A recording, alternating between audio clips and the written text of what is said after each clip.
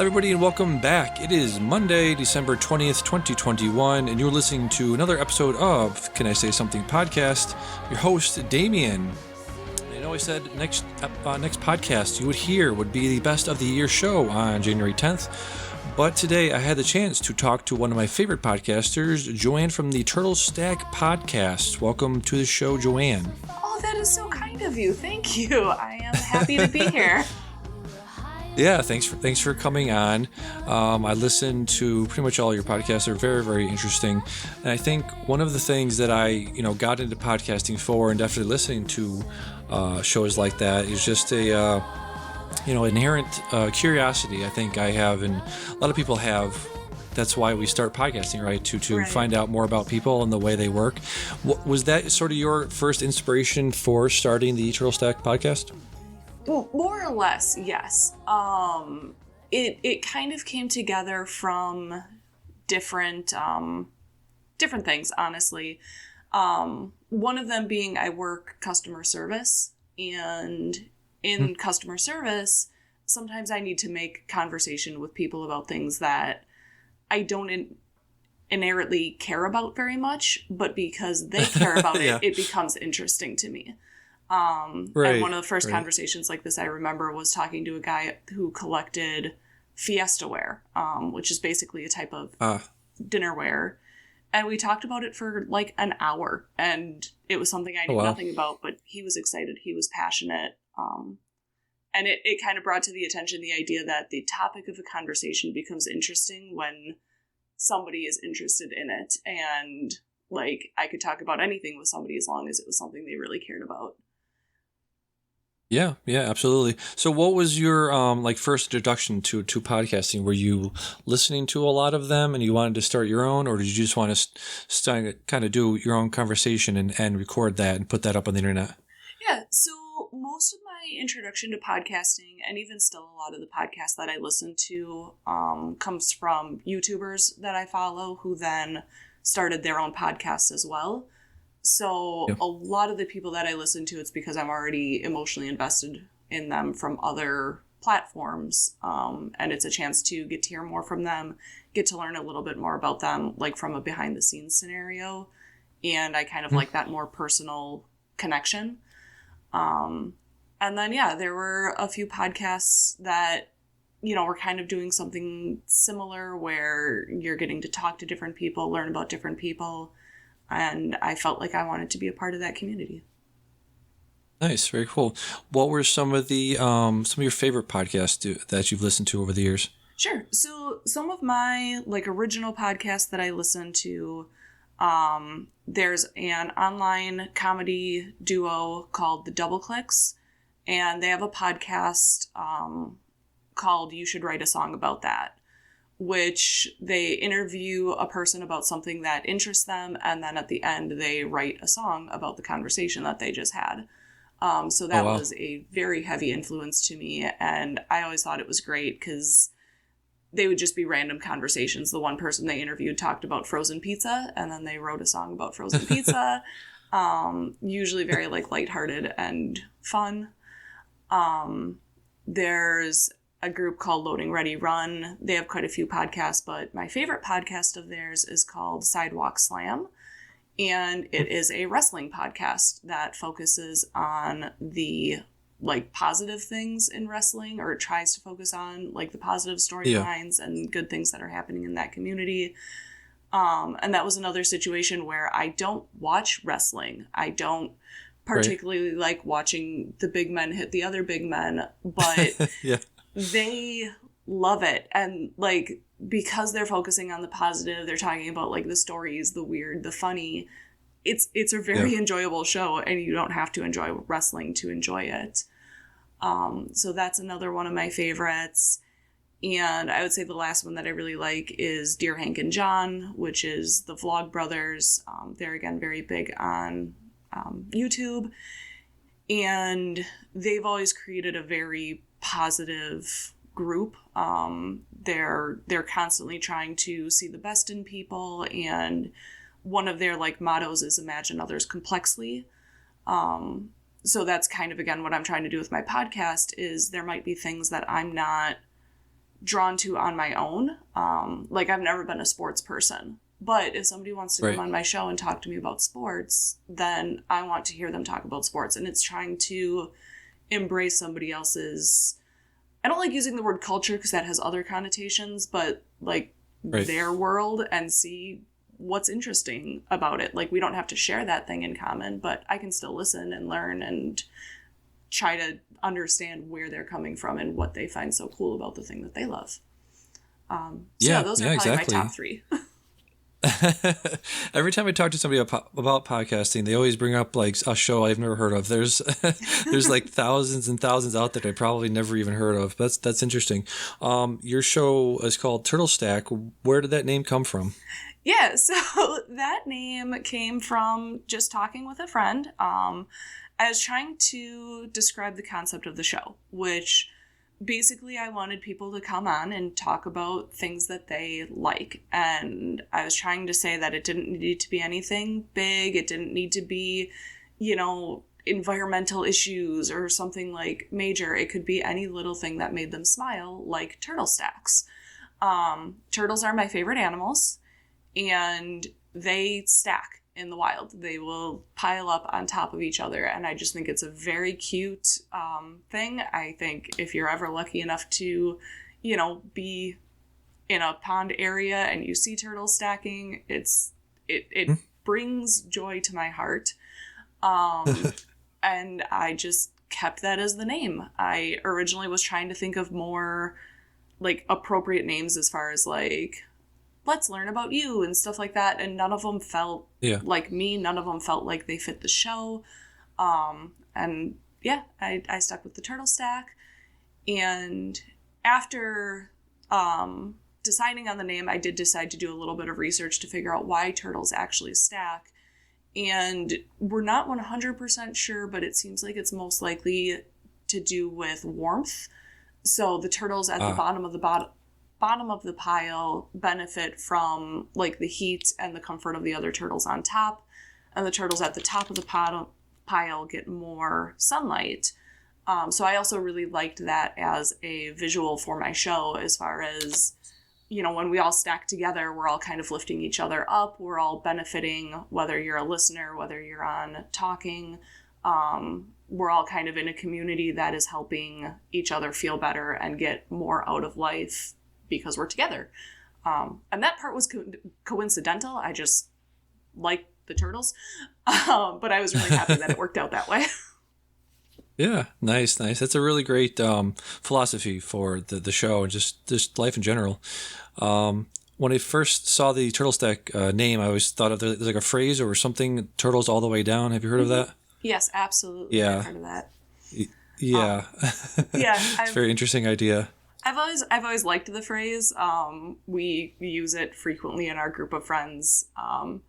Usually when somebody's being kind of like ridiculous or silly on something, because it's like you don't understand. It's turtles all the way down. Like it's kind of like a final like, this is what I believe, and this is like, I will die on this hill, and this is what makes sense to me, and you're just gonna have to accept it and move on. Is kind of where it's turned to in my social group. Yeah, that's interesting. Did you want to talk about why you said you were maybe stopping the podcast recently? Yeah, so I'm in the process of wrapping up my podcast. I've interviewed a good number of guests. I'm still editing quite a bit of my episodes. So episodes will probably be coming out throughout the end of February, maybe a couple in early March. So it's not over yet, but it is winding down. And unfortunately, the biggest reason is just time. I started it in spring of 2020. So, most of you will know why I had some extra time on my hands there. Yeah. It was something that I had always wanted to do, and I'm really glad that I did it. But unfortunately now I'm to the point where between work and my social life, I don't have the time to put into it. And I love doing it, but I want to have it remain something that I loved doing. And I feel like I'm getting to the point where if I turn it into an obligation, it'll become a source of stress instead of a source of joy. So I'd rather end it on my own terms than continue to push.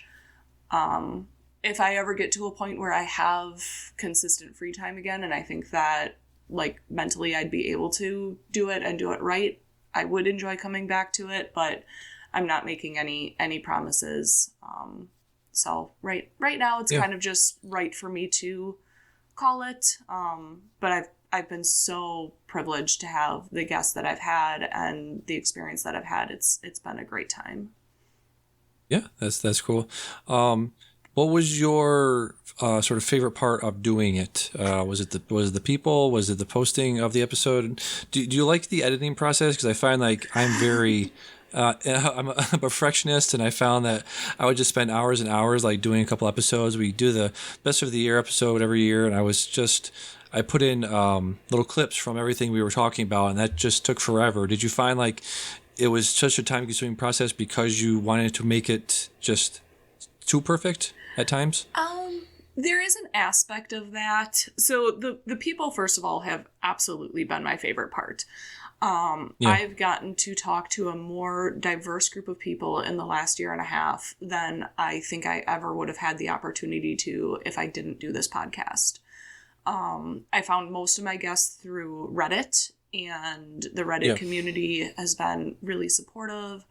I've gotten to talk to people from all over the world. I've gotten to talk to people, like I said, part of the goal of my podcast was to learn about different like social groups and hobbies and things like that. So like just talking to the type of people that I wouldn't usually engage with, I think has really helped me like understand them and realize that I can talk to anybody. There's no reason the jocks and the nerds can't get along. Like we just need to sit down and talk to each other like people. Right. So that's really been the best part and something that I will always cherish. And then as far as editing is concerned, I do enjoy it. One of the hardest parts for my editing is I wanted to commit to shorter episodes. So all of my episodes fall between 20 to 25 minutes. And sometimes with guests, we might talk I try to limit to a half hour, but sometimes we get on a roll and suddenly we'll record for 40, 45 minutes. And now I need to cut out half of the conversation. And technically it's my podcast. I can do what I want if I wanted to release a long episode. But for me, a lot of podcasts get long, and I think it's beneficial to have at least one or two podcasts out there that you know are going to be short. So if you have a 10-minute drive to work, you can listen to half the episode on your way there, half on your way back. Like I think there's a benefit to knowing when an episode will be shorter. So I wanted to commit to that. So it's not that the editing was hard, but the emotional sacrifice of getting rid of some parts of a conversation was hard at times. Yeah. Right. Yeah, I've had those moments where I'm just like we in the early days, like our podcast was very loosey-goosey, very just casual, talk about whatever, and it would go on for like two and a half hours, and be like, we can't do this anymore. This is ridiculous. We have to have a structure and time limit, because the editing process got very unwieldy after a while. Yeah. Was there anybody you talked to where they, you found what they said so interesting, you sort of dove into whatever topic they talked about? That is a really good question. Because a lot of people, like, as I'm talking to them, I get super excited. And then, like I said, my time is limited. So it's hard to actually follow through on a lot on I did talk to this one guy about the Marvel movies, though. And afterwards, I did start actually watching through them on Disney Plus. I only got through 3, but I actually watched some of the Marvel movies, which for me is pretty good. So there's at least one. Which ones did you watch? I started at the beginning. So there you go. I think I got through the first Thor. And then I kind of petered out for a little while. I'll get back into it, I promise. The first Thor has very interesting eyebrows. I was going back and watching some of them, and his eyebrows and his hair is so blonde. It is crazy. So that was a big one. It's like the easiest ones to get in are the ones that are media based, talking to people about books, movies, things like that is pretty easy to follow through.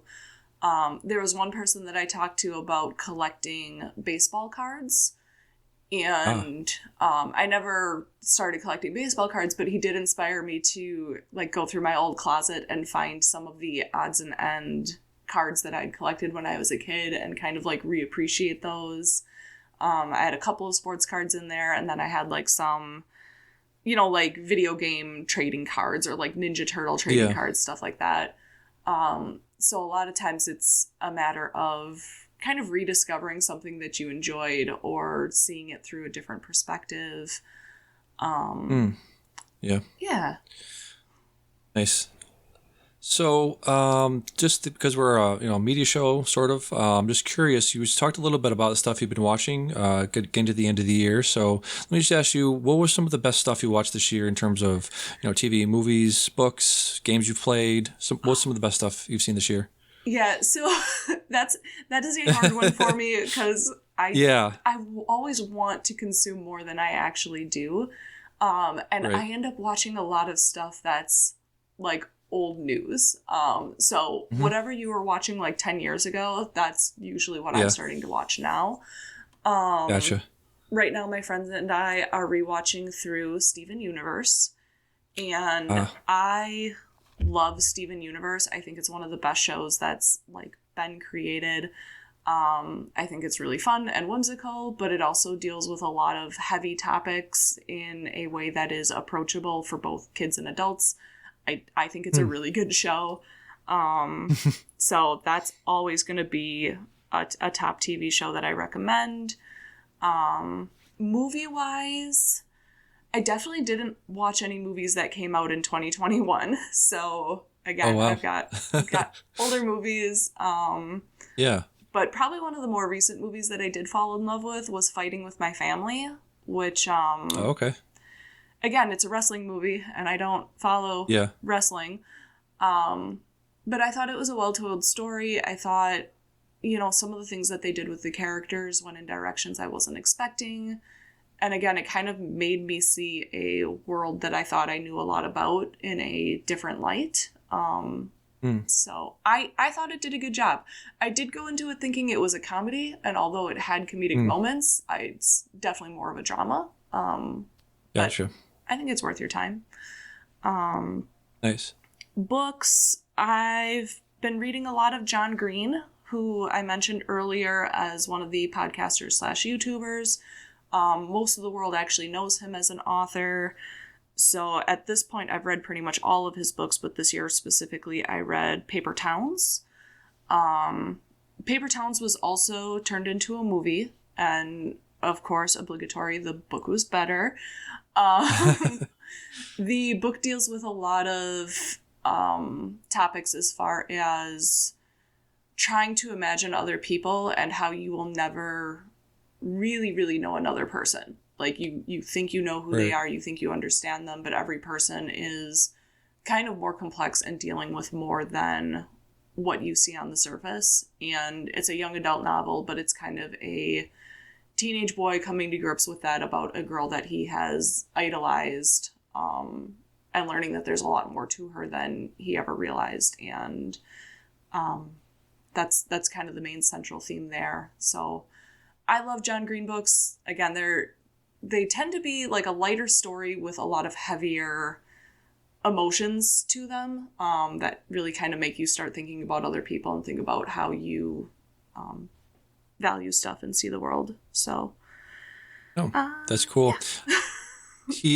He did The Fault in Our Stars. Yes. See that guy? Yep, absolutely. He did Same that. Guy. I didn't see that movie or read the book, but there was something else came out a few years after that. That was sort of like that. Was it called something like Earl and the Dying Girl? Something like that. Does that sound familiar? Not that I'm familiar with. Yeah, no, I have not heard of that, so I don't know if we've got the wrong author or if it's just a story that I haven't heard yet. Oh yeah, it was a very Me, Earl, and the Dying Girl. Yeah, I think that was. I mentioned watching that to somebody, and they're like, "Oh, it's like Fault in the Stars." It's Fault in the Stars is basically what a teenage girl that's has a she's basically dying, right, and she meets somebody, meets a Yes. guy. Yeah. Yes. Okay. Yeah. Yeah, that was. I think that was like Me, Earl, and the Dying Girl. Was like a similar approach to that. So that was Yeah. very good. If you're a fan of Bo Burnham at all, I would highly recommend watching Inside. So I think it's on Netflix. That was You, really, really good. I haven't watched it yet. I've had a lot of Yeah. people comment on it to me, and it's one of those shows that I intend to watch it, but I feel like I need to be in the right mind space for, because Yeah. I've definitely heard that it treads heavy topics, and I think I've so far been like, I don't know if I'm quite ready to jump into that pool yet. But I have watched Yeah. some Bo Burnham stuff. I do enjoy most of what he does, and it is on my to-do list. Yeah, yeah, it's very good. It's got comedic moments and like you said, more heavier moments. But yeah, one of the best things I've seen this year. Mitchell versus the Machines is also a really really fun little romp. I think that's on Netflix as well. If you've seen like the Into the Spider-Verse, it's got that sort of manic, crazy animation style to it. It's got a really nice story to it, really nice jokes in there too. I actually So did that's a watch really Into nice the one. Spider-Verse. That's one that I have seen. Okay. I'm always proud of Yeah, that myself was, when I've actually seen something. right. You said you had Disney Plus. I think Luca was on there. Luca was one of the best things I saw this year as well. That was, I believe that was a Pixar movie. So that I was will very have to good. check it out, because yeah, I keep seeing it pop up, and then I don't watch it, and Yeah. I don't know why. Like, I just yeah. I'm also the sort of person If you, that will, because I don't watch a lot of movies, a lot of times when I have time to watch a movie, I want to go back and rewatch one that I know I've enjoyed, because it's yeah, like, well, if I'm only going to watch one movie this month, I want to make sure I like it, which I should yeah, probably break that habit, but you want that comfort of knowing that you'll yeah, like what you're actually watching. Yeah. exactly. Yeah, just a couple more suggestions. Let me see. I had one here that was really good. Luca is very good. Ted Lasso, everyone's talking about that. That show's very good.